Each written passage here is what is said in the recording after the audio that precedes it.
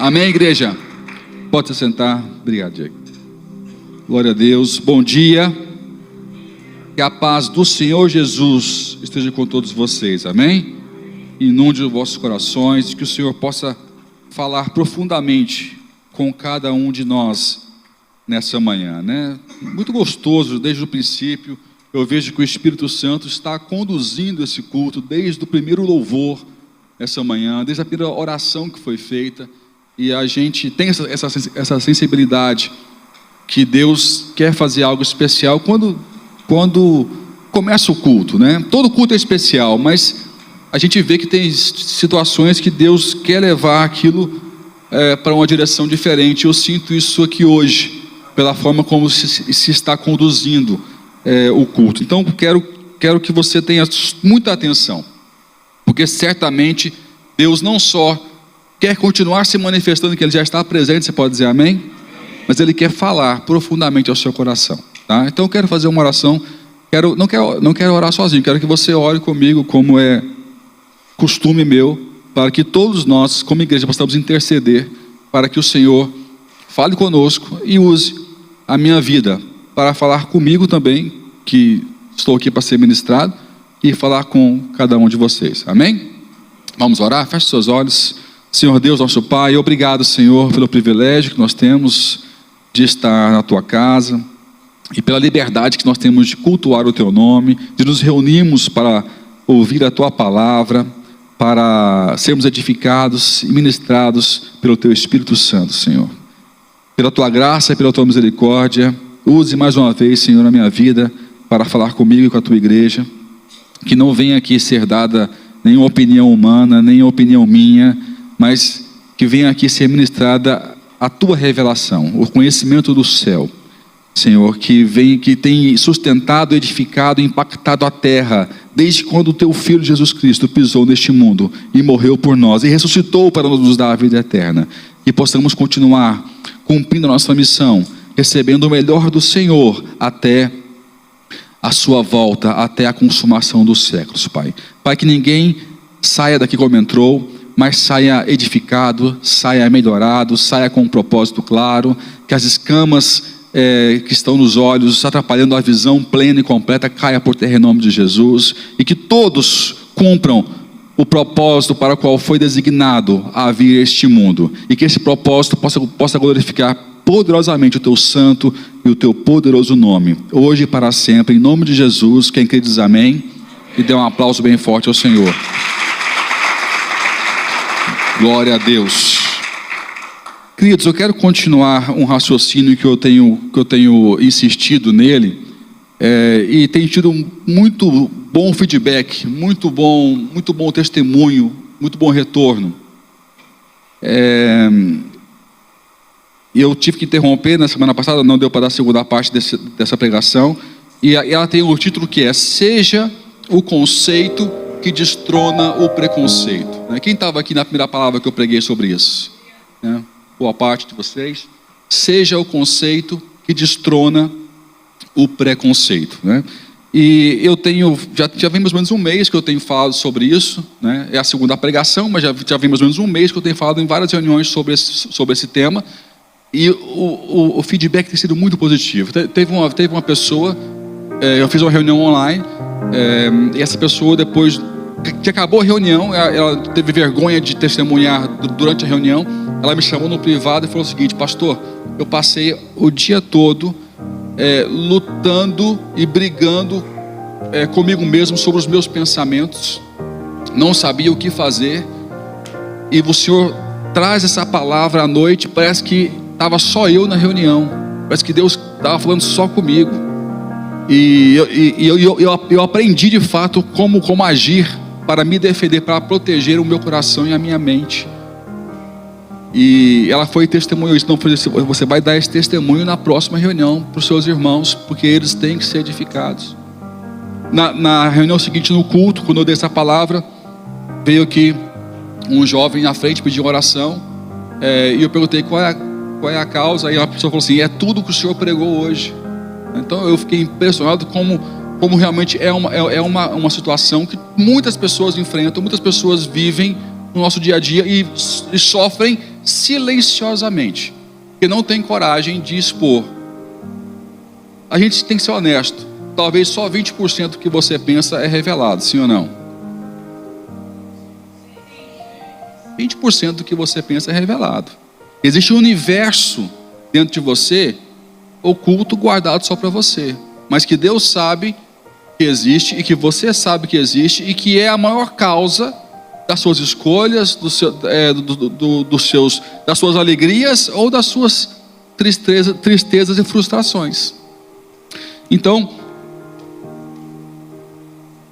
nossa maior guerra hoje em dia, ela é travada no campo da mente, do pensamento. Jesus, quando ele veio, eu falei isso na primeira palavra, quando ele veio à terra, quando Deus mandou Jesus à terra para mudar o mundo, ele não mandou espada, ele não mandou força, ele não mandou poder bélico, ele mandou uma ideia nova, através de Jesus Cristo.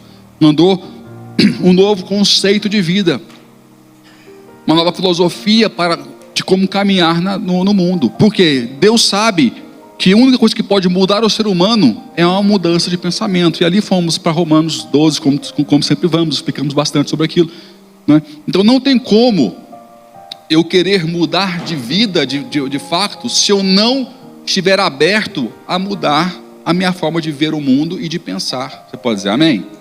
Isso é muito importante nós entendermos.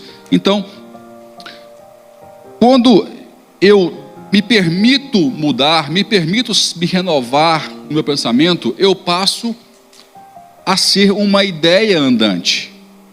Então, quando eu sou uma ideia andante, eu sou um conceito, sim ou não? Quando eu sou uma ideia andante, uma ideia revelada, eu sou um próprio conceito. Quando eu sou um conceito, é tão forte ser um conceito que isso destrona qualquer preconceito. Eu tenho pessoas que hoje são meus amigos, alguns se converteram ao cristianismo, mas porque eu não me revelei quem eu era antes para eles. Eu era apenas, eu sou apenas o Wise. As pessoas que me rotulam, né? A gente tem aqui alguma hierarquia, que para mim é só uma questão de organização. Título para mim não quer dizer nada.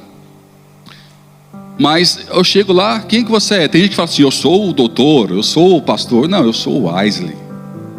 Eu sou o Wesley, ponto final. Eu tenho a maior alegria de ser quem Deus me colocou, quem Deus colocou na terra. Eu sou o Wesley. E assim eu me apresento. E aí as pessoas vão me conhecendo, conhecem as minhas opiniões, os meus valores, que as conversas surgem. Depois de um mês, 2 meses, as pessoas inevitavelmente chegam num ponto que elas vão sabendo quem eu sou mais profundamente. Aí fala, mas você é pastor? E aquele choque, você vê claramente o choque e talvez a decepção de alguns na cara. Porque eles não podem, depois de saber que eu sou pastor, apagar 1 mês de convívio comigo. Não pode. E aí a pessoa, como é que ela vai agora conciliar o preconceito que ela tinha em relação a pastores, depois de ter gostado de estar comigo 1 mês? Estão me entendendo? Não tem jeito. A pessoa, ela viveu isso, um conceito. Quando você é um conceito, você destrona qualquer preconceito. Eu tenho que realmente crer naquilo que eu prego e ter prazer de viver aquilo que eu prego. Se eu apenas gosto de ter um discurso bonito e depois na prática eu não vivo, você nunca vai ser um conceito que destrona o preconceito. Pelo contrário, isso se chama-se Cristo, Jesus atacou isso fortemente na Bíblia, usando um nome muito forte e simples, chamado hipocrisia. Lembra? Na Bíblia, atacou muitas pessoas, muitos fariseus, muitos escribas, com o nome de hipocrisia, chamando alguns de sepulcros caiados. O que é isso, pastor? Sepulcro caiado? Vou te explicar. É um caixão ornado, né? Vós sois sepulcros caiados. Ele acusou, ele rotulou os fariseus de sepulcros caiados. Por quê? O caixão ele é bonito, né? As pessoas querem honrar a pessoa depois que morre e faz tudo que não fez na vida, faz na morte. Então quer dar o melhor caixão, a melhor coroa de flor, vinca, se puder pôr ouro no caixão, coloca, não é? Então, a coisa mais linda do mundo é trabalho de carpinteiro num caixão, todo ornado. Mas o que tem dentro do caixão? Tem morte, tem mau cheiro, tem podridão.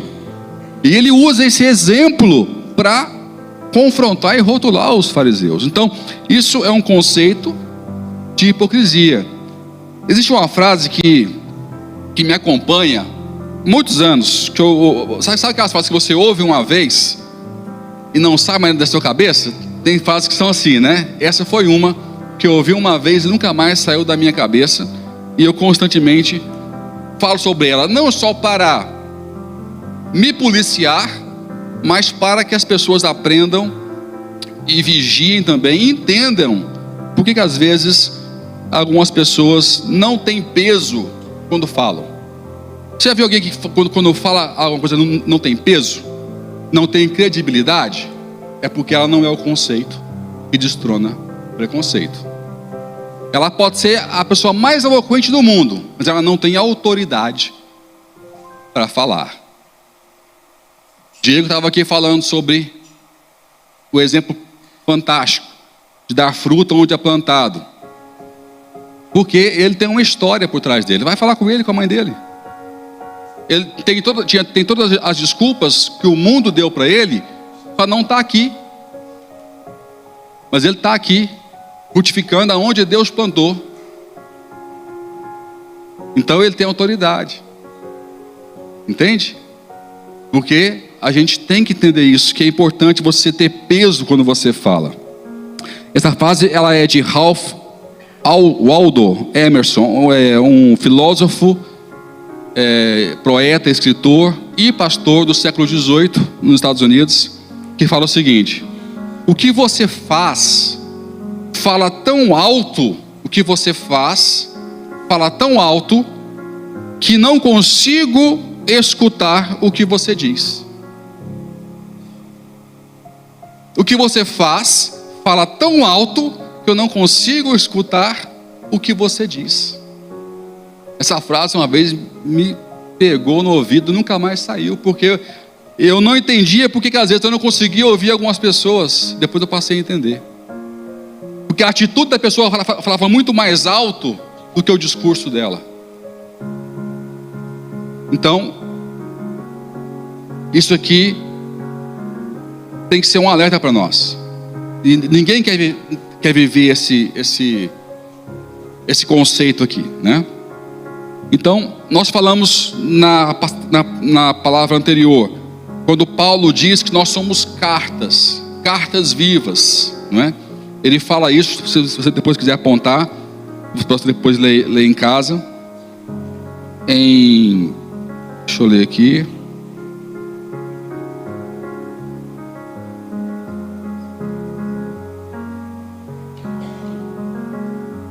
Não estou achando.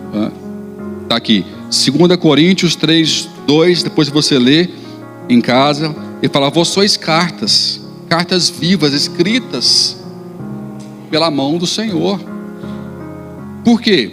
Porque nós temos que refletir o conteúdo de Deus. Fala assim comigo: eu tenho que ser o reflexo do conteúdo de Deus. E eu falei, muitas vezes você vai ser a única Bíblia que alguém algum dia vai ler na vida. Talvez você vai ser a única Bíblia, o único versículo, você vai ser o único versículo que algum dia alguém lá fora vai ler na vida. Porque você é a carta, você é a expressão do que Deus quer revelar. E essa é a definição que Paulo dá a Coríntios. Vós sois cartas vivas. Vocês podem ser uma mensagem, um conceito andante. E esse é o chamado da igreja, para sermos um conceito andante e falante. Pode dizer amém, igreja? Esse é o grande desafio, né? E eu pontuei várias coisas em relação a isso. Um deles foi que pensamentos nos governam. Nós somos governados por aquilo que está na nossa mente. Por isso que Jesus Cristo veio reorganizar os valores, a agenda, os princípios que devem estar imperando em nossa mente. Muitas pessoas querem misturar a igreja, né, o santo com o profano. Elas querem viver a igreja, o mundo dentro da igreja. E eu até não posso repetir agora, mas dei aquele exemplo do copinho. Você lembra que eu peguei a folha, enfiei dentro do copinho e tirei? Que às vezes nós saímos do mundo, mas a forma do mundo continua em nós. E eu falei: saia da forma e tome forma. A forma da palavra de Deus, a forma que a palavra de Deus quer dar para a sua vida. E hoje quero continuar esse raciocínio com você. Fala assim comigo: seja o conceito que destrona o preconceito. A primeira lição que eu quero que você entenda, que pode parecer muito básico, mas que tem que ser repetido e falado e lembrado, é sobre liberdade. Fala assim para o seu irmão: seja livre. Será que nós somos de verdade livres? Liberdade sempre foi uma palavra, um pensamento, que sempre foi colocado em vários livros, em vários conceitos, porque é algo que é relativizado, que não é compreendido, e que às vezes é vendido como uma ideia errada do que é liberdade. E Cristo nos diz em João 8:32, que eu trouxe umas 2 pregações só sobre esse versículo: e conhecereis o quê? A verdade, e a verdade vos libertará. Ele fala que está implícito nesse versículo que todo mundo é escravo, né? Cadê aquela imagenzinha, Josi? Que todo mundo é escravo até que conheça a verdade. E aqui não tem a ver uma verdade relativa, que todo mundo gosta de relativizar a verdade, sim ou não? O ser humano, ele pode relativizar a verdade. Agora, você não consegue relativizar a verdade diante de Deus. Eu vou repetir: você pode relativizar as verdades entre vocês, mas você não consegue relativizar a verdade diante do Criador, porque Ele é absoluto. Você pode dizer amém? Ele é soberano, Ele tem a verdade, e eu aceito ou não a sua verdade. Eu me coloco como opositor ou a favor da sua verdade. Mas a verdade de Deus é absoluta, ela não é relativa. Nós temos que perceber isso de uma vez por todas. Não dá para relativizar uma verdade divina, a não ser que você não aceite Jesus como Deus. Você chama Ele de filósofo, chama Ele de político, do que você quiser. Isso revela que falta para você conhecimento. Estou aqui para te ajudar se for preciso. Mas aí você, intelectualmente, você tem condições de até erradamente relativizar essa verdade aqui. Mas se você entende que Ele é Deus, essa verdade não pode ser relativizada. Você pode dizer amém? Quando ele fala, olha aqui ó, a imagenzinha, né? A pior prisão é a da mente, né? Tá aqui um rapazinho tentando andar, mas tem um peso atrás dele, né? A pior prisão é a da mente. Ele fala: e conhecereis a verdade, e a verdade vos libertará. Então está implícito que quem não conhece a verdade, essa verdade absoluta, está preso. Se você não entende que verdade Cristo está falando, segundo a perspectiva de Cristo, você ainda é escravo. Quero que você reflita hoje. Se você não entende o que é a verdade da perspectiva de Cristo, que é absoluta, está implícito que você ainda é escravo. Fala assim: misericórdia. Mas é verdade, nós temos que pensar. E eu ensinei que a palavra verdade aqui no hebraico, ela tem a origem da palavra emet. Emet. E a palavra emet, ela é a junção de 3 consoantes no hebraico, que ela é a primeira consoante hebraica, exatamente a do meio do alfabeto hebraico e a última consoante. Então, ou seja, é o primeiro, o meio e o fim. Então, na grafia da palavra verdade, ela é um símbolo de Cristo, porque ele é o princípio, ele é o meio e ele é o fim. Quando o apóstolo João, em Patmos, quis definir isso em grego, quando escreveu o livro de Revelação, conhecido como Apocalipse, né? Apocalipse quer dizer revelação em grego, não quer dizer final dos tempos. Ele escreveu, ele é o alfa e ele é o ômega. Pegou o mesmo alfabeto, pegou o grego, né, nesse caso, só que ele usou o alfa, que é a primeira letra grega, e o ômega, que é a última letra grega, porque ele sabia o significado de emet, primeiro, começo, meio e fim. Então tudo que eu penso, tudo que eu sei, tudo que eu tenho iniciativa, deve-se ter o princípio em Jesus, o meio em Jesus e a finalidade em Jesus. Você pode dizer amém? Se eu não estou debaixo deste princípio, eu não estou debaixo do princípio da verdade segundo o conhecimento de verdade em relação a Jesus Cristo. E eu sou um candidato a viver prisioneiro dos meus pensamentos. Então só essa verdade pode te libertar. Então não dá para me libertar se emet, se verdade é um símbolo de Cristo, quer dizer que eu só conheço a Cristo se eu conheço aquilo que Ele representa, os seus pensamentos, o seu conteúdo, os seus princípios, sim ou não? Se eu falo que eu sou cristão de forma apenas mística e não revelada, isso se chama religiosidade e não cristianismo. O que eu quero dizer com místico? Eu falei isso semana passada, as pessoas às vezes não entendem o que eu quero dizer com isso. Eu vou tentar explicar, porque também não é fácil de explicar. Místico é quando eu ponho algo num patamar muito sagrado, muito poderoso, mas sem qualquer entendimento do que aquilo representa. Isso é misticismo cristão. Não salva ninguém isso. Eu mistifico a igreja, eu mistifico o altar, mistifico o pastor.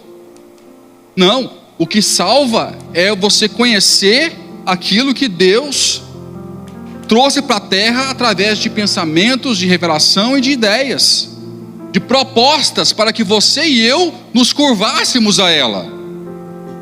De que adianta eu ter muito temor, muita reverência a tanta coisa, mas não me curvar diante da verdade que eu sou pecador, que eu preciso de Deus e me arrepender? Não me curvar aos princípios de honra, de moral, de integridade que a Bíblia, por Cristo Jesus, entrega e traz para a igreja. Quero que você reflita isso hoje. Isso é salvação, isso é proteção, isso é limpeza, é libertação para o nosso coração, né? Pensamento pesado. Tem pessoas que vivem assim, vivem com pensamento pesado, consciência pesada, né? Por quê? Porque se você pudesse fazer aqui rotular, categorizar os seus pensamentos, talvez quando se for somar a maioria não é legal.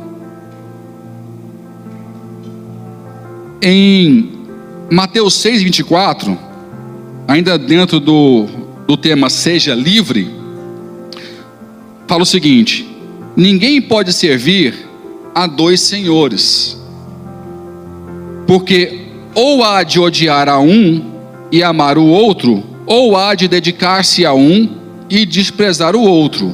Não podeis servir a Deus e às riquezas.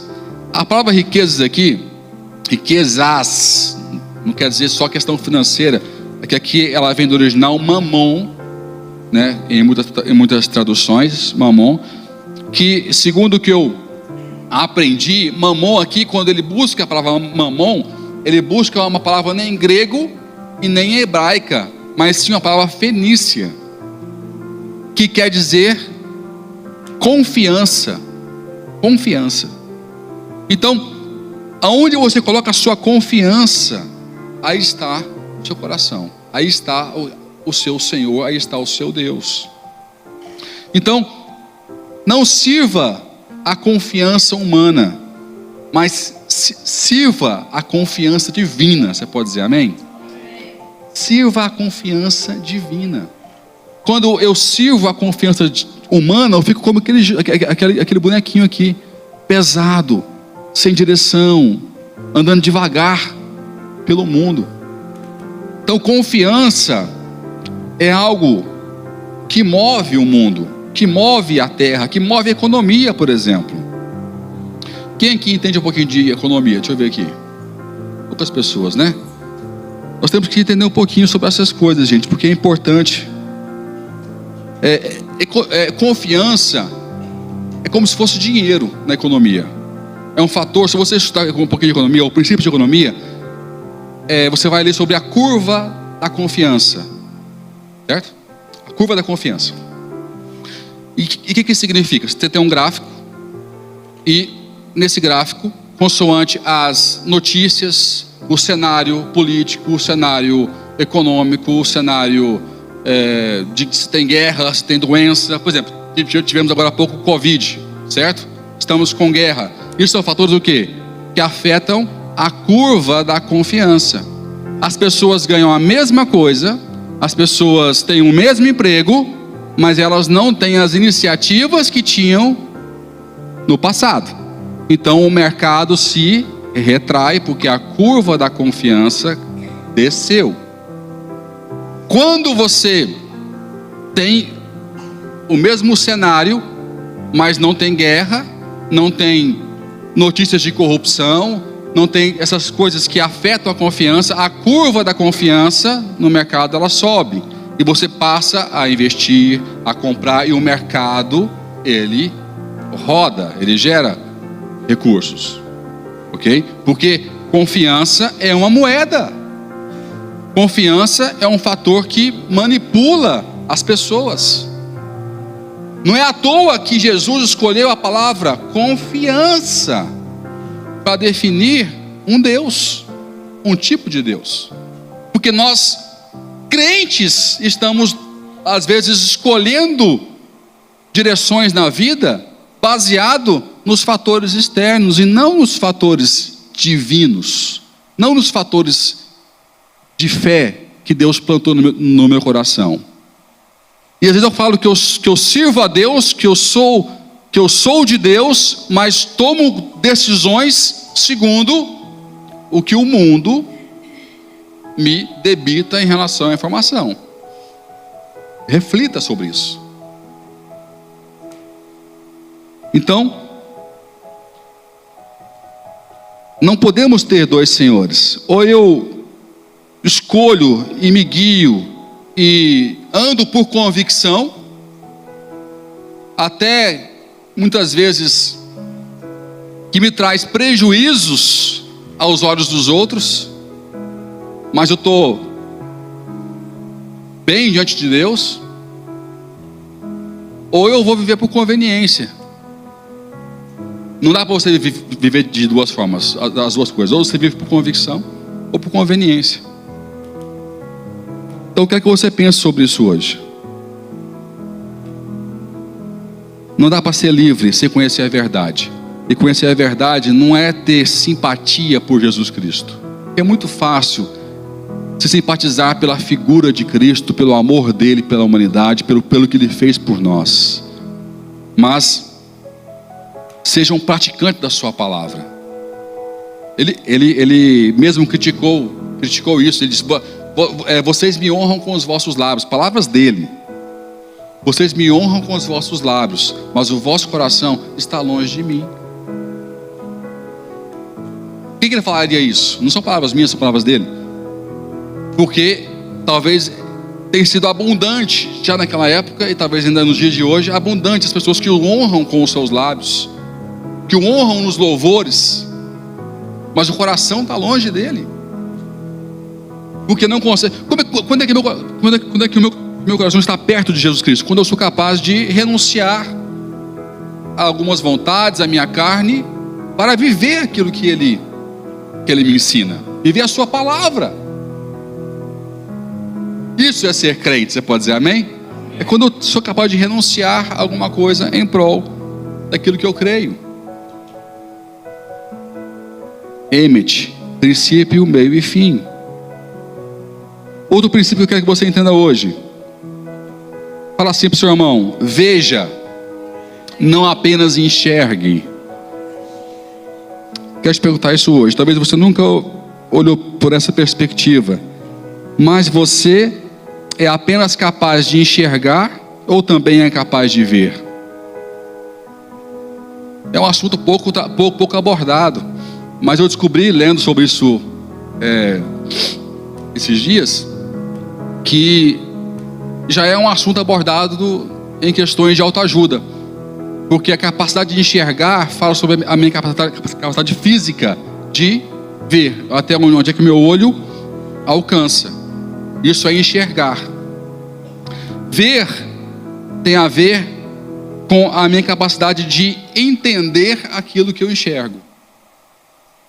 Ver está ligado com a minha capacidade de entender aquilo que eu enxergo. Olha só essa imagem.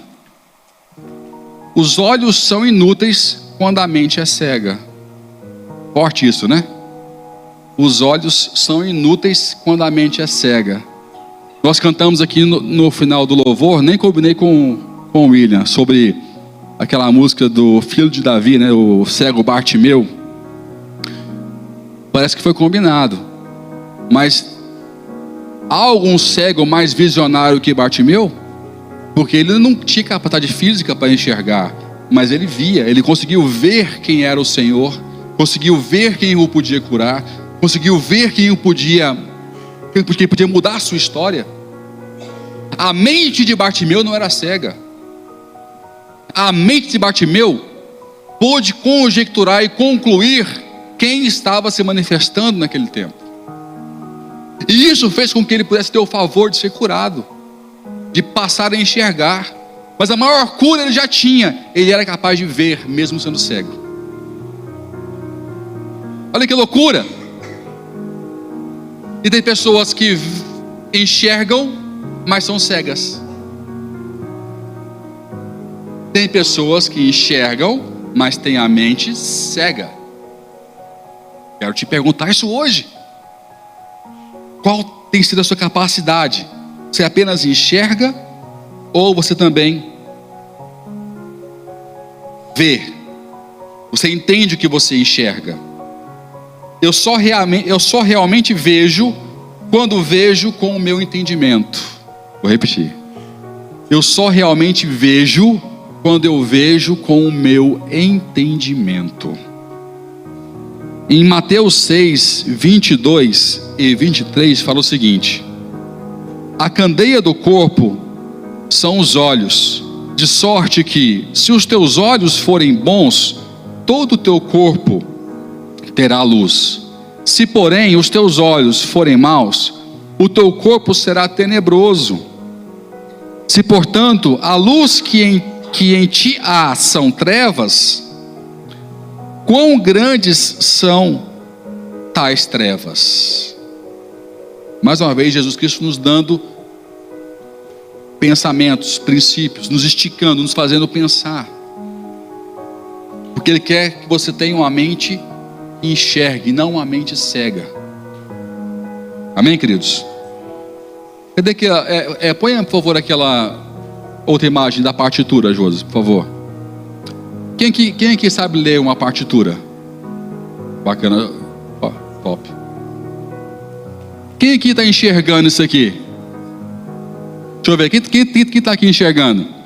Quem está vendo isso aqui? Poucas pessoas estão vendo, ninguém está vendo. Quem está vendo é músico. Quem sabe ler uma partitura, quem é muito bom, está acostumado, ele é capaz até de ouvir o que está aqui. Sim ou não, pastor? Está aqui um músico, um regente de coral. Está ali o Vinícius que lê partitura para tocar a bateria. Aqui, inclusive, tem as pausas e tem o silêncio. Eu estudei um pouquinho, não sei ler, Mas eu cheguei a estudar, ali tem as notas, tem aqui é uma clave de sol, e você consegue inclusive ver aqui o silêncio. Essa aqui é a partitura da música Poderoso Deus. Só que a vida é assim, gente. A vida, você acha que você vê, que você enxerga uma partitura. Não, você vê quando você ouve a partitura, você olhando para ela.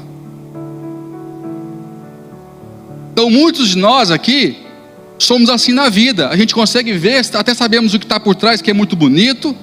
Eu estou te contando que é uma música que você conhece, Poderoso Deus. Se eu não te falasse, você não ia saber. Certo?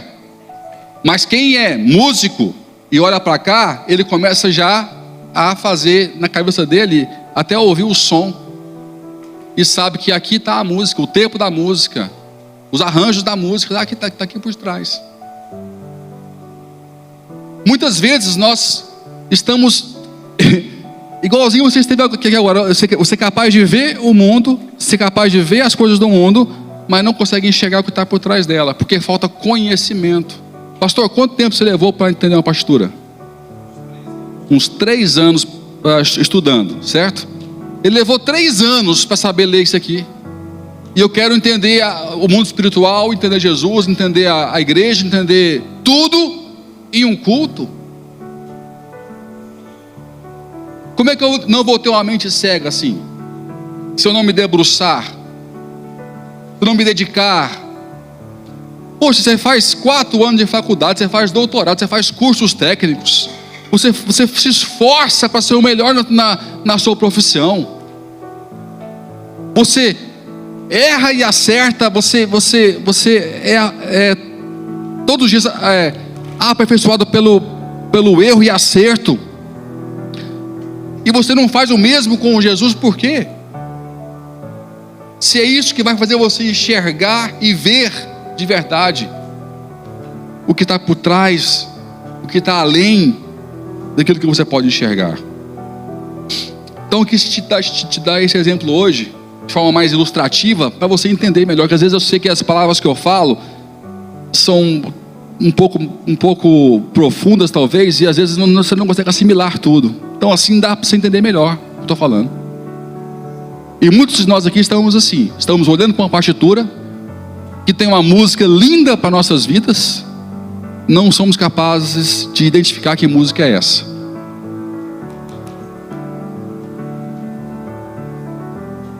Aqui ele fala sobre a candeia do corpo, são os nossos olhos. Eu sempre acho curioso a última parte do versículo, né? Que se a luz que há em ti são trevas, né? Acho interessante essa incoerência da frase. A luz que há em ti são trevas. Porque não existe luz que são trevas. Mas ele não conseguiu definir uma escolha errada sem ser assim. A luz que há em ti é isso, é quando um pensamento que não é de Deus, que é das trevas, me faz fazer uma escolha errada. Quando a luz que me ilumina, quando aquilo que me faz escolher, quando aquilo que me impulsiona a ir para uma direção, não é luz, mas são trevas. Quão grande, ele fala aqui, quão grandes são tais trevas. Então, luz, a gente sabe que aqui na Bíblia quer dizer revelação, entendimento, sim ou não? Só que também há o entendimento do mundo, há o entendimento da carne, há o entendimento do maligno. E às vezes nós somos capturados, somos levados a fazer escolhas baseado em um entendimento que não é o divino. É isso que ele quer dizer aqui. Se a luz que há em ti são trevas, se o que te faz escolher são princípios que não vêm do emet, do princípio, meio e fim, quão grandes são tais trevas? Ou seja, vai piorar a situação. O buraco só vai entrar cada vez mais no fundo do poço.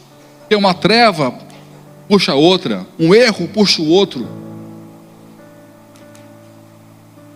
Pode reparar, um mentiroso sempre precisa de mais 2 ou 3 mentirosos, sim ou não? Ele não consegue viver sozinho. E mentira é muito fraca. Ela tem que ser muito elaborada, muito bem feita, e tem que ter aliados. Uma pessoa de verdade, ele pode viver sozinho e sem o apoio de ninguém. Ele não está nem aí, mesmo que ninguém creia nele. Agora mentiroso não, ele é muito elaborado, né? Então tudo que é ruim é preciso mais elaboração. Luz ou trevas, em que categoria se encontram os seus pensamentos? Quero te fazer pensar hoje. Ah, mas eu sou crente. Eu também sou. Eu acho que eu não tenho tendências a ser tentado. Jesus foi tentado. Não é errado. Você não está impuro por ser tentado. Entenda isso. Entenda isso. Você não está impuro por ser tentado. Jesus foi tentado no deserto. Nós somos tentados porque nós somos carnais. Nós temos uma natureza pecaminosa. O que é errado é eu ceder à tentação, eu dar espaço no meu pensamento para essa batalha do inferno ganhar espaço na minha mente. Então, primeiro ponto que eu falei, seja livre. Segundo ponto, veja, não apenas enxergue. Terceiro ponto, fala para o teu irmão assim, não se entregue. Nós vivemos uma guerra, gente, uma batalha. E a escolha é nossa, de nos entregarmos ou não a essa batalha. Por que não se entregue? Porque eu tenho uma escolha. Ou eu entrego os meus pensamentos a Deus. Tem um verso que fala, levando os pensamentos cativos ao nosso Senhor Jesus Cristo. Não apontei aqui, só lembrei agora de cabeça. Então, ou eu entrego os meus pensamentos, a minha mente, ao meu coração, a Jesus Cristo, ou eu entrego a mim mesmo. Eu lembro que eu sempre orei, e sempre quando eu me lembro eu oro a Deus, com a seguinte frase: Deus, me livra de mim mesmo. Não sei se você já orou assim, mas eu me conheço. Eu sei a minha natureza, o quão corruptível eu sou. E eu falo para dar exemplo para você.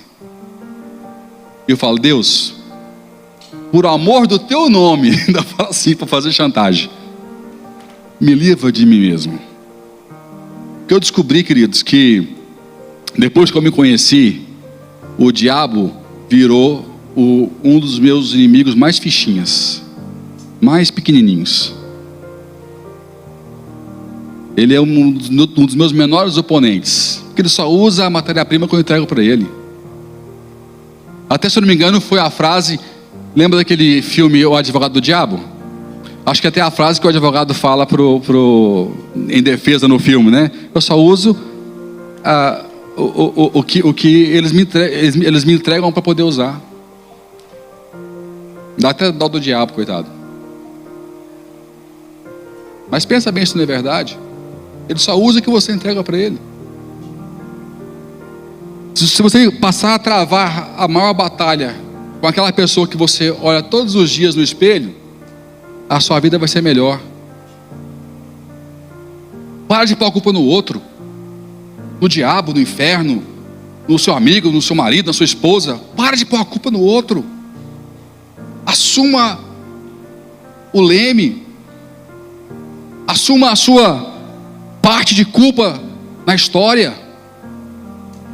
Se o outro não quer mudar, muda você. Fique bem com você mesmo, fique bem com Deus, fique em paz com você mesmo. Ore pelo outro, fale quando ele quiser ouvir, mas cuide de você, do seu coração. Amém? Faça isso. Travando grandes batalhas com o inferno, mas você está perdendo para você mesmo. Eu sou um oponente muito duro contra mim mesmo. Duro. Já perdi umas guerras feias. Batalhas, guerra não. A guerra está guerreando ainda. Já perdi algumas batalhas. Mas eu sei o lugar do meu altar, do altar que eu tenho que chorar. Eu sei quem me sustenta, quem pode me levantar. Amém? Não se entregue. Olha o que fala em Romanos 1, 28, 32, bem forte, bem profundo isso aqui. Sobre as pessoas que não entregaram a Deus o seu pensamento, a sua vida. Quando você não entrega, Deus ele respeita você, Ele não vai impor a você. Então Ele te entrega a você mesmo. Isso que eu lembrei aqui da minha oração. Deus, me livra de mim mesmo, porque eu não quero que Deus me entregue a mim mesmo nunca. Nunca. Por quê? Por causa desse versículo aqui. Você pode pôr aí, por favor, Josi. Romanos 1, do 28 ao 32. E como eles não se importaram de ter conhecimento de Deus, fala assim, pensamento de Deus, fala assim, princípios de Jesus. Como eles quem? Eu, você, a igreja, o mundo. Quando eles não se importaram de ter o conhecimento de Deus, assim Deus os entregou a um sentimento perverso, para fazerem coisas que não convêm. 29. Estando cheios de toda iniquidade, prostituição, malícia, avareza, maldade, cheios de inveja, homicídio, contenda, engano, malignidade, sendo murmuradores, detratores, aborrecedores de Deus, injuriadores, soberbos, presunçosos, inventores de males, desobedientes ao pai e à mãe, nécios, ou seja, sem conhecimento nenhum, infiéis nos contratos, sem afeição natural, irreconciliáveis, sem misericórdia, os quais conhecendo a justiça, os quais conhecendo a justiça de Deus, que são dignos de morte, os que tais coisas praticam, não somente as fazem, mas também consentem ou aplaudem aos que as fazem. Então, é duro isso. E eu falo, Deus, me livra de mim mesmo. Você pode orar assim comigo hoje? Fala assim, Deus, me livra de mim mesmo. Fala assim, Deus, não me entregue aos meus próprios pensamentos. Lembra de Jeremias 28. Eu bem sei os pensamentos que tenho a vosso respeito, pensamentos de paz e não de mal, para vos dar o fim que desejais. Amém? É melhor você estar entregue e confiando nos pensamentos de Deus sobre você, do que o de você sobre você mesmo. Confie no Senhor, queridos. Confie no Senhor. Não se entregue a você mesmo. Não se entregue aos pensamentos do mundo. Se entregue ao Senhor. Se entregue a sua mente cativa e protegida nas mãos de Deus. Você pode dizer amém? Nós estamos numa guerra. Essa guerra começa no pensamento. Então, último conceito para a gente terminar hoje. Fala assim para o teu irmão, entre na guerra. Fala assim, não seja apenas um alistado.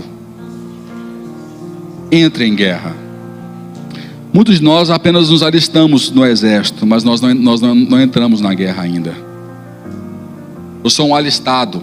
Eu sou alguém que faz parte em potencial para guerrear, mas não entrei na guerra. Deus te chama para guerrear essa batalha, não apenas para ser alistado. Eu só entro em guerra quando eu passo a ser o conceito, não apenas aplaudir a teoria, mas a teoria será aplicada em mim. Então eu sou o conceito que destrona o preconceito. Vivemos uma autêntica batalha do bem contra o mal. Se você abrir 2 Timóteo 4:7, quando Paulo manda uma carta para Timóteo, ele usa a seguinte expressão: combati o quê? O bom combate. Combati o bom combate. É a colocação que Paulo usa para definir como é que ele Como é que ele chegou até aquele ponto? No fim da sua vida, ele está velho e condenado e preso. Ele define o princípio que levou ele a chegar até ali com sucesso. Ele fala: combati o bom combate. Você já viu Paulo com espada, com arma, com exército? Já viu ele fazer isso? Mas olha a definição que ele fala: combati o bom combate. Então isso aqui não é um conceito meu. Quando fala assim, entre em guerra, não é um conceito que eu estou inventando. Está implícito que foi essa visão que sustentou os apóstolos. Paulo, por exemplo, a ir até o fim com sucesso, entendendo que ele estava sempre no campo de batalha espiritual contra as hostes do mal e contra ele mesmo. Vai lá ler frases dele, que ele reduz o corpo dele à escravidão, esmurra ele mesmo. Vai ler as frases dele, que revela que ele era o seu maior inimigo. Combati o bom combate. Como é que eu combato isso? É destronando pensamentos contrários a Cristo. Entenda o que eu vou te falar agora. A maior guerra espiritual é quando eu destrono pensamentos. Porque quando eu destrono pensamentos, eu destrono principados. Eu não sei qual que é o seu nível de conhecimento de guerra espiritual, mas eu vou te dar aqui uma breve explicação, muito rasa e rápida. Há uma hierarquia no mundo espiritual, onde os principados é o topo da hierarquia. O que fala a Bíblia? Que a luta não é contra a carne, nem sangue, mas contra o quê? Todos os principados, que mais? Potestades, e que mais? Forças. É isso aí. Tem várias versões andantes. Outras forças do mal. Não sei se você já teve experiência de ver alguém possesso, né? Alguns têm medo, outros já gostam do assunto. Tem gente que gosta do assunto, não pode ver um que está correndo para cima. Mas quando você vê alguém possesso, você não vê essa pessoa com um principado nela, não. E nem uma potestade. Está o demônio mais fraco do inferno nessa pessoa. São as forças do mal. Ele é a base da cadeia de comando. Sabia disso? Ele não é o topo, ele é a base da cadeia de comando. Ele é um operário. Ele é um operário.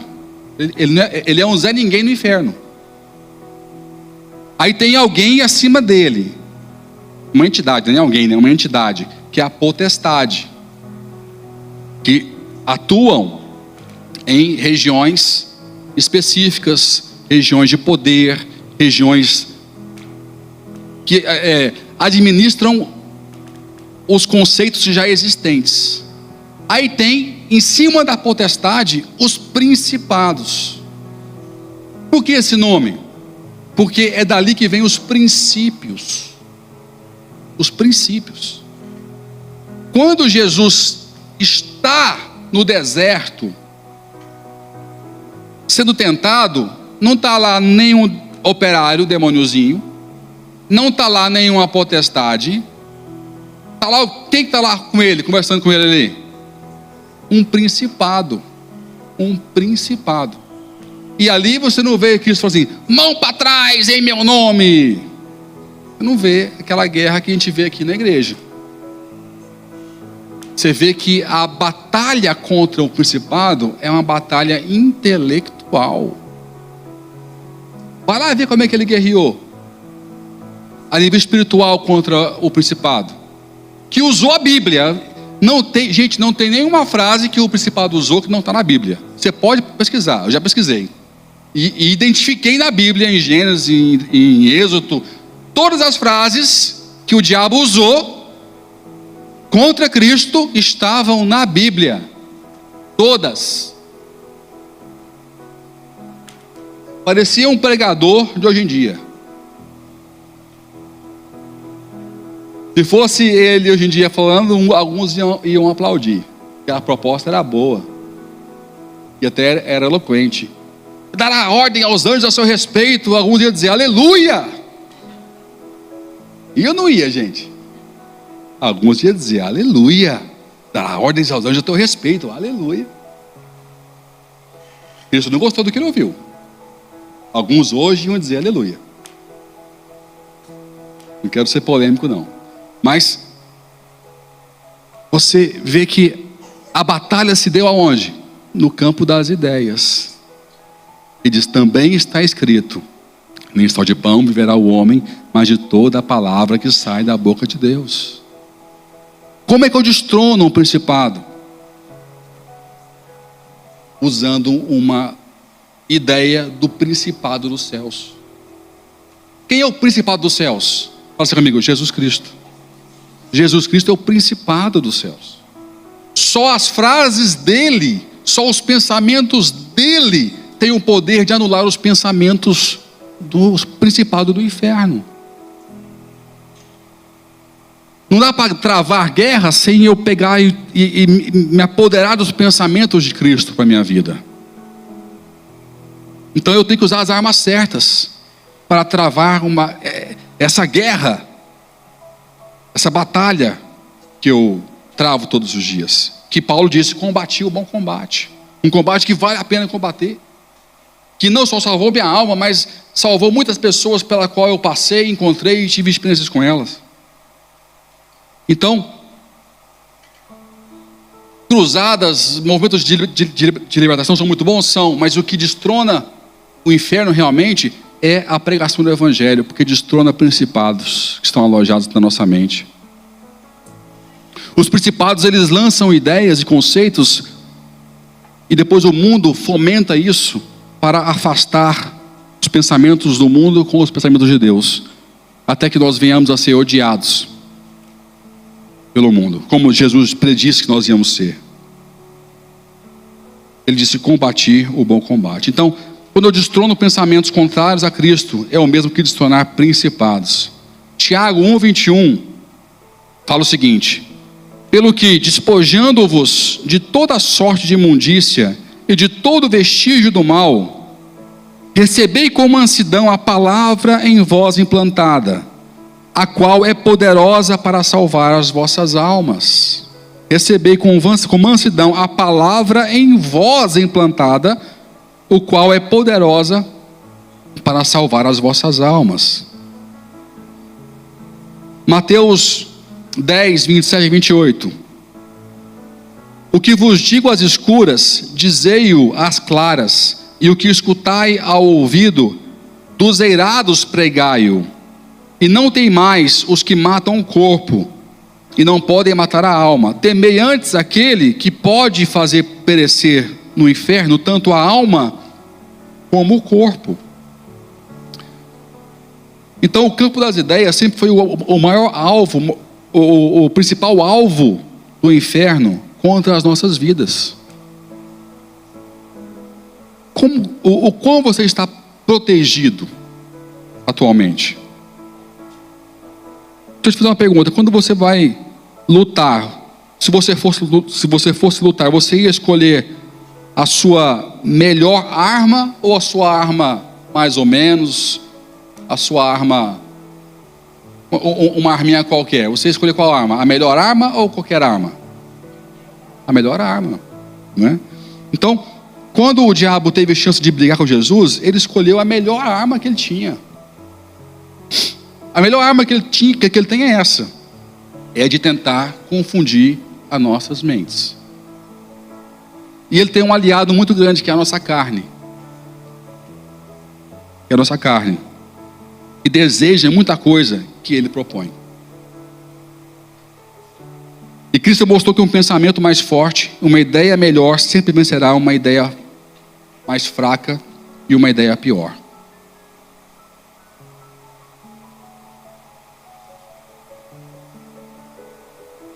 Fala assim comigo, seja o conceito. Não, melhor, fala assim, serei o conceito que destrona o preconceito. Escute isso, não apenas abrace o pensamento de Deus, deixa o pensamento de Deus abraçar você. Amém? Deixa o pensamento do Senhor abraçar a sua vida. Quando o Espírito Santo passa a habitar em mim, eu pertenço ao pensamento e não o pensamento me pertence. Isso chama-se conversão, novo nascimento. É quando eu pertenço ao pensamento e não o pensamento me pertence. Quando ele me pertence, eu faço o que quero com ele. Quando eu pertenço a ele, ele faz o que quer comigo. Qual é a sua situação? Você faz o que quer com a Bíblia? Ou ela faz o que quer com você? Essa é a grande verdade aqui. É isso que vai separar quem é quem no Piauí, como diz o outro. Você faz o que quer com a Bíblia? Ou ela faz o que quer com você? E tem pessoas que fazem o que quer com a Bíblia. Olha como quer, distorce como quer, lê o que quer e esconde o que não quer. Mas tem pessoas que abraçam toda a Bíblia e deixa que ela faça o que quiser com ele. Esses são felizes. Esses amam a palavra e confiam nela. Toda, não condicionalmente.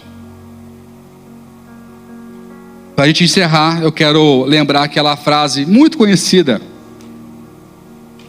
que algumas pessoas ensinam tudo isso que eu falei agora em uma frase só, muito antiga, que eu vou iniciar a frase e vocês vão continuar, que é o seguinte: mente vazia, olha só, resumiu tudo em uma frase.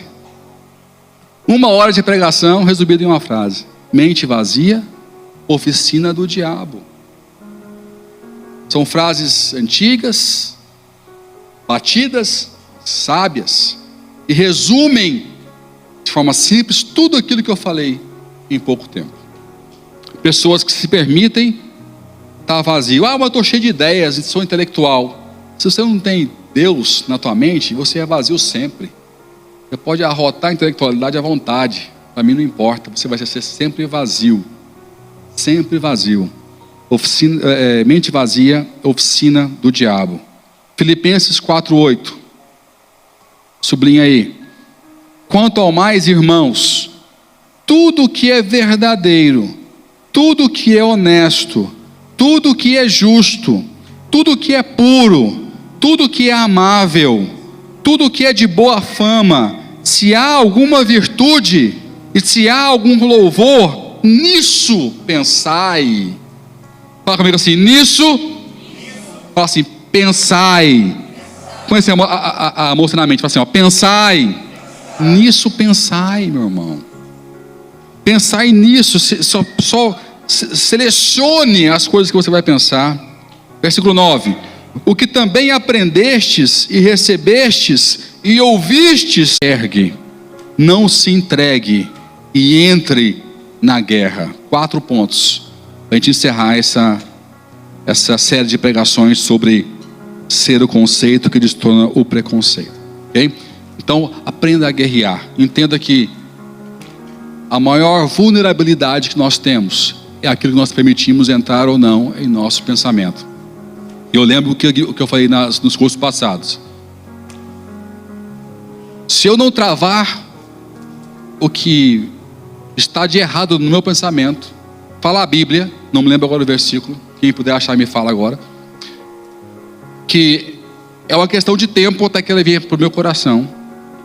Se sair da minha mente para o meu coração, ele aqui se alojar, é uma questão de tempo até que aquele mal venha a ser realizado. Entende?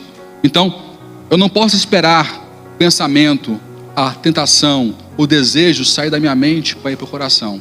Porque uma vez no coração alojado, eu já estou adoecido. Então a guerra tem que ser travada aqui. Amém? Tem um livro que se vendeu muito, que chama-se O Campo de Batalha da Mente. Vendeu muito esse livro, porque tratou esse ponto. E muitas pessoas começaram a entender o que realmente é guerra espiritual. Não dá para ter guerra espiritual sem ter entendimento novo, sem deixar apenas de enxergar e passar a ver. Entenda uma coisa, é baseado naquela partitura que eu te mostrei aqui agora. Você viu, até é interessante, é bonito, né, ver uma partitura, né? É lindo. Entenda que à sua frente existe uma partitura, que é uma história maravilhosa que Deus escreveu, que você ainda não é capaz de ver, talvez apenas de enxergar ou vislumbrar. Mas se você se aprofundar, mergulhar, deixar o Espírito Santo ministrar em sua vida os bons pensamentos que Ele tem para você, você vai ouvir a melhor música, a melhor história, vai ter o maior projeto de todos os tempos na tua vida, que nem você jamais pôde sequer ambicionar ou sonhar, vai ser estampado diante de você. E aí sim você vai ver o que é propósito de vida, o que é ter a alegria de viver para o Senhor. Mas isso só acontece em quem tem um compromisso de não ter uma mente cega. Ser como Bartimeu, era cego fisicamente, mas não era cego mentalmente, e se dedicou a entender o que ninguém queria entender. Como já falei várias vezes, muitos cegos existiram naquela época, nem todos foram curados. Muitos surdos também existiram, e nem todos ouviram.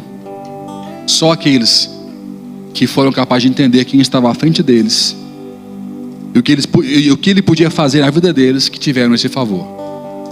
Então, não é a sua necessidade que vai mover o coração de Deus, é o seu compromisso em se entregar a sua mente, o seu coração, e se encher desse conteúdo, dessa verdade.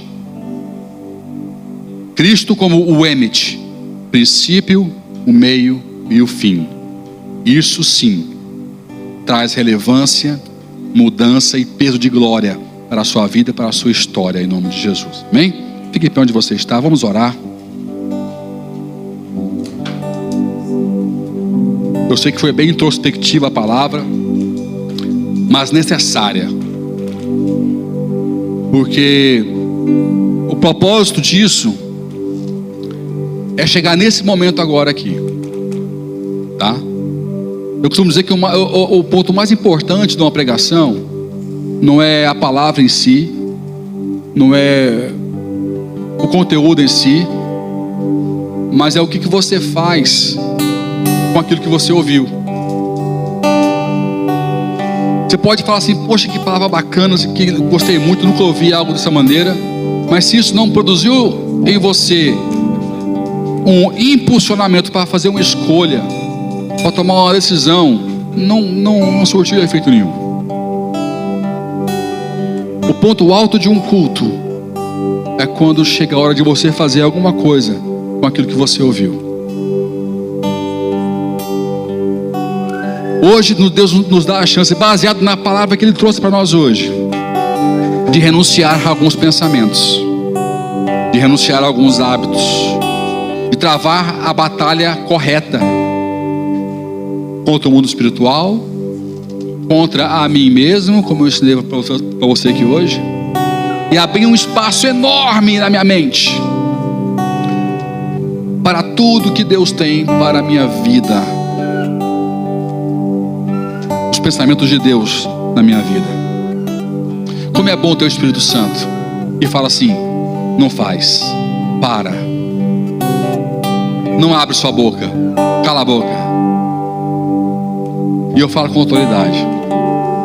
Alguns falam assim para mim assim: pastor, como você é calmo, pastor, como é que você consegue ser tão centrado? Eu falei: ah, é? Pergunta para minha esposa se eu sou calmo.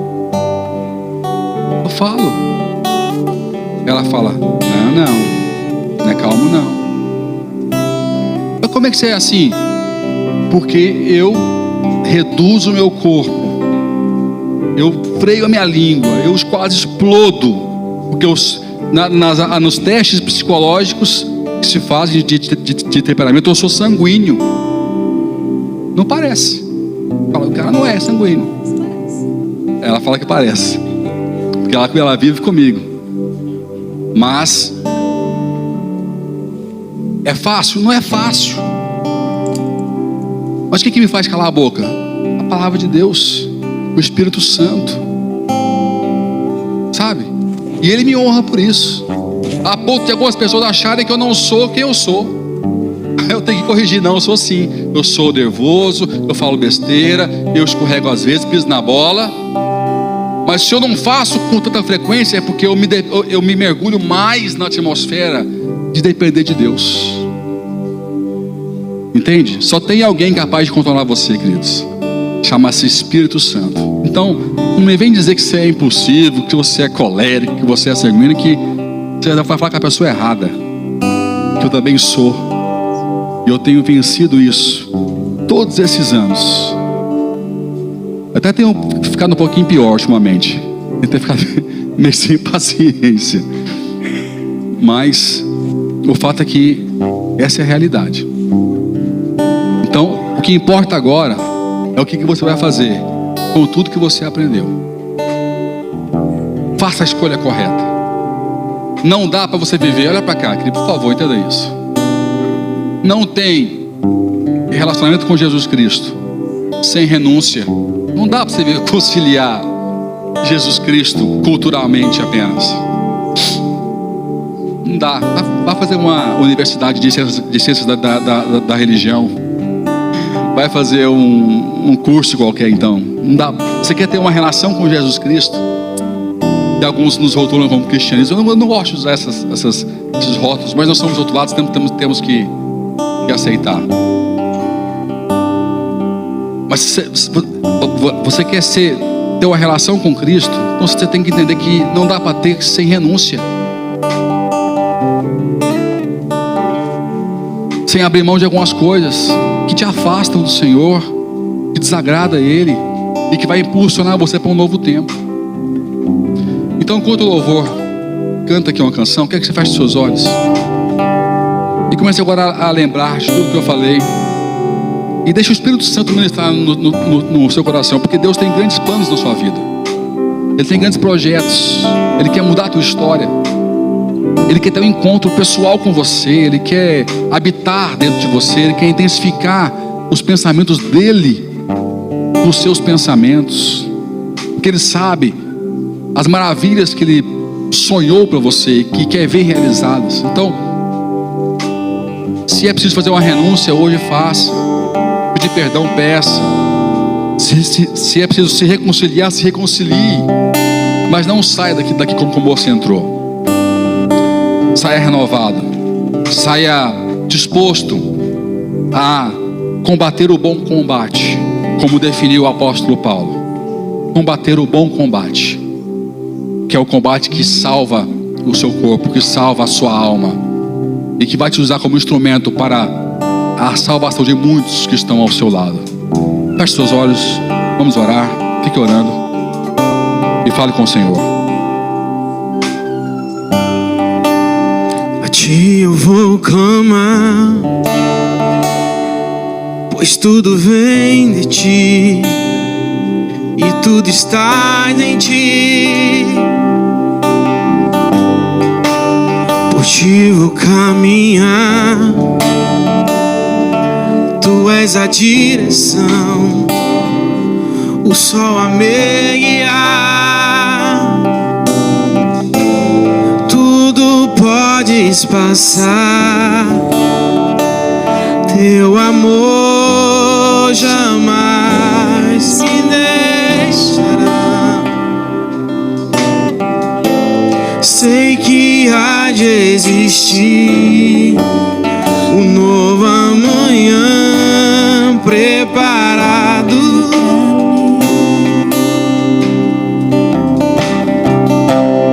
preparado pra mim. Eu me rendo a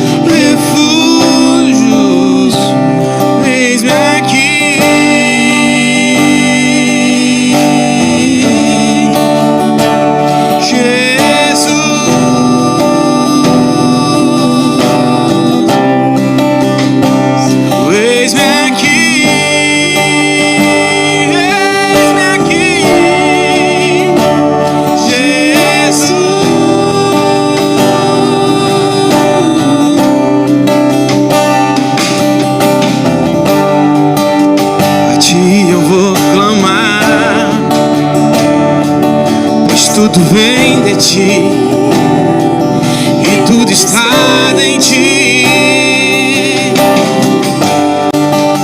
Por ti vou caminhar, tu és a direção, o sol a me guiar. Tudo podes passar, teu amor jamais me deixa.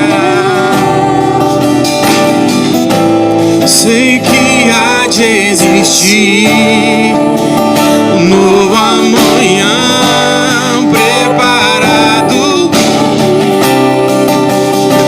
para nós, preparado para mim. Eu me rendo aos teus pés, e és tudo que eu preciso pra viver. Eu me lanço aos teus braços, onde encontro meu refúgio. Eu me rendo aos teus pés, és tudo que eu preciso pra viver. Lanço aos teus braços, onde encontro meu refúgio. Eis-me aqui. Obrigado, Senhor, pela tua palavra, pela tua presença, pela tua revelação. O Senhor é muito bom, Senhor. Eis-me aqui. Ore ao Senhor e fala: Senhor, eu me consagro a ti. Se consagre a Deus nesse momento. Eu sei que você entende que a importância da consagração. Fala: Senhor, eu renuncio tudo que me afasta do Senhor. Eu quero me consagrar ao Senhor. Faça isso com os seus lábios, com a sua boca. É importante ser a sua boca a falar isso, ser os seus lábios a proferirem isso. Senhor, eu me consagro ao Senhor. Se você é chefe de família, fala isso sobre a sua casa. Senhor, eu consagro a minha casa ao Senhor, a minha esposa, os meus filhos, os meus bens ao Senhor. Declare isso com a sua boca, com os seus lábios. Eu me consagro ao Senhor. Os meus pensamentos a ti, o meu conhecimento ao Senhor, tudo eu consagro a ti, porque tudo vem de ti, tudo é por ti e tudo é para ti. Assim fala a tua palavra, Senhor. Tudo para glorificar o teu santo e o teu poderoso nome. Nós nos consagramos ao Senhor. Nos consagramos, nós somos teus.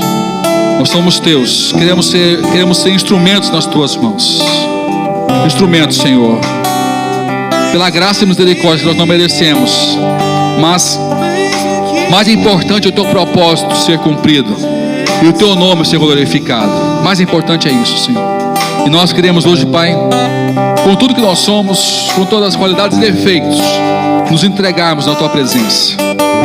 Pedimos socorro naquilo que nós somos frágeis e nos erros recorrentes, mas nós nos consagramos, nós nos entregamos na esperança da tua soberania, nos proteger, nos conduzir à estatura de varão e varoa perfeito, Senhor, na tua presença. Eu abençoo a tua igreja, Pai, e que essa autoridade que veio com esta palavra se instale sobre cada um que está aqui, sobre cada casa, sobre cada família. Pai, que eles não tenham apenas a capacidade de enxergar, mas de ver. Que eles não venham a ter uma mente cega, mas uma mente que veja, que entenda, uma mente revelada pelo teu Espírito Santo. Expande a visão, expande a mente, abre a capacidade de entendimento da tua casa, do teu povo, para que eles te glorifiquem grandemente com as suas vidas, Pai. É que eu te oro no nome de Jesus. Para fechar, quero ler Romanos 1, 15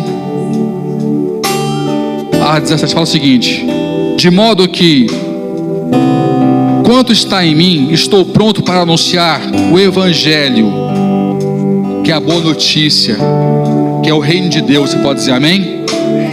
Também a vós que estáis em Roma, que estáis em Portugal, que estáis no Brasil, do mundo todo, porque não me envergonho do Evangelho, aleluia, pois é o poder de Deus.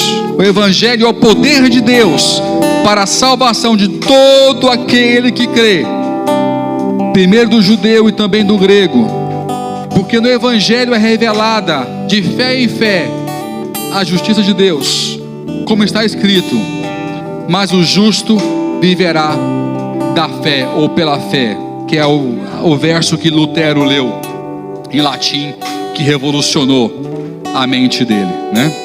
Então entenda isso, queridos. O Evangelho é o poder de Deus para nos salvar, amém? Que Deus te abençoe e que Deus te guarde, que a luz do Senhor resplandeça na sua face, em nome de Jesus, amém? Que o amor de Deus, nosso Pai, que a graça de Jesus, o seu Filho, que as comunhões e as consolações do Espírito Santo seja com todos vocês, hoje e para todos sempre, em nome de Jesus, amém, amém, amém, amém. Dê uma pausa bem forte ao Senhor. Deus te abençoe. Abrace pelo menos 5 pessoas antes de você ir embora, e tenha uma semana muito abençoada em nome de Jesus.